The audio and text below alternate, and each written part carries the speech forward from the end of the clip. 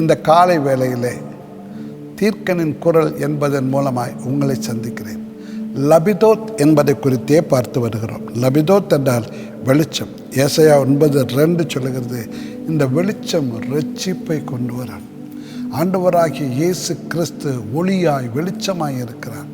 அவர் உங்களுக்கு இரட்சிப்பை கொண்டு வருகிறார். பாவம், வியாதி, பலவீனம், கஷ்டம், கடன் இவைகள் இருக்கலாம். ஒருவேளை இவைகள் எல்லாவற்றிலிருந்து உங்களை நீக்கி உங்களை வெளிச்சத்தின் பிள்ளையாய் கொண்டு வந்து உங்களை ஆசீர்வதிக்க விரும்புகிறார். ஆகவே இரட்சிப்பு மிக மிக முக்கியம். அதன் பின்பாக ரட்சிக்கப்பட்ட பின்பதாய் நாம் எந்த ஒரு பாவம் செய்யாதபடி நம்மை காத்து கொள்ளும் பொழுது இந்த வெளிச்சம் அதிகமாய் நம்மோடு கூட வரும். ஒரு சில வினாடிகள் ஜெபிக்கிறேன். நல்ல தகப்பனே, உமக்கு நன்றி. தேவனாகிய கர்த்தர் உனக்கு முன்பதாக வெளிச்சமாய் சென்று கொண்டிருக்கிறார், ஒளியாய் சென்று கொண்டிருக்கிறார். அவரே உன்னை டைரக்ட் பண்ணுகிறார். அவரே உன்னை ஆசீர்வதிப்பார். நீ போகிற இடத்துல உனக்கு ஜெயத்தை கர்த்தர் கொடுப்பார். இயேசுவின் நாமத்தில் பிதாவே.